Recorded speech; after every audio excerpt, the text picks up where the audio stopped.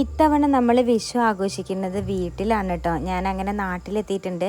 അതിൻ്റെ വീഡിയോസും വ്ളോഗ്സും ഒക്കെ വഴിയേ വരുന്നതായിരിക്കും കേട്ടോ. അപ്പോൾ അത് വിഷു ഇപ്രാവശ്യം വീട്ടുകാരോടൊപ്പമായിരുന്നു എൻ്റെ ആഘോഷം എന്ന് പറയുന്നത്. തലേന്നേ വീട്ടിൽ പോയിട്ടുണ്ടായിരുന്നു. അവിടെ കുറച്ച് ചെറിയ പൂത്തിരിയൊക്കെ കത്തിച്ച് വീട്ടുകാരെ കൂടെയൊക്കെ ഒന്ന് ചെറുതായിട്ടൊന്ന് വിഷുവൊക്കെ ആഘോഷിച്ചു കേട്ടോ. പിറ്റേന്ന് രാവിലെ കണി കണ്ടു.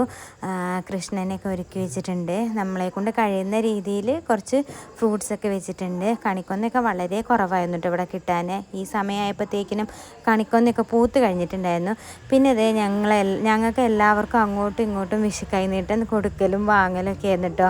ഇത് ഞങ്ങളുടെ കണ്ണമ്മോനാണ്, വീട്ടിലേറ്റവും ചെറുതാണ്. അപ്പോൾ അവൻ തന്നെ ആദ്യം തന്നെ വിഷു കൈനീട്ടമൊക്കെ എല്ലാവരുടെ വകയും കൊടുത്തു കേട്ടോ. ഭയങ്കര ഒരു സന്തോഷമാണ് നമുക്ക് നാട്ടിൽ വന്ന് വീട്ടുകാരുടെ കൂടെയൊക്കെ ഒന്ന് വിഷു ആണെങ്കിലും ഓണാണെങ്കിലും ഒക്കെ ആഘോഷിക്കാൻ പറ്റുന്നത് തന്നെ വലിയ സന്തോഷമാണ് കേട്ടോ. അപ്പോൾ രാവിലെ എണീറ്റ് കണിയൊക്കെ കണ്ട് വിഷു കൈനീട്ടമൊക്കെ മേടിച്ച് ഞങ്ങൾ നേരെ പോയത് അമ്പലത്തിലേക്കാണ് കേട്ടോ. അമ്പലത്തിൽ പോയി അവിടെ തൊഴുത് ഒക്കെ വന്നിട്ട് വീട്ടിലത് വിഷു സദ്യ കഴിക്കുകയാണ്. എല്ലാവരും ഉണ്ട്. അപ്പോൾ ഈ വിഷുവിന് അരുണേട്ടൻ്റെയും എൻ്റെ ഏട്ടൻ്റെയും കുറവ് മാത്രമാണ് കേട്ടോ ഇവിടെ ഉള്ളത്. അതൊരു വലിയ കുറവ് തന്നെയാണ് കേട്ടോ.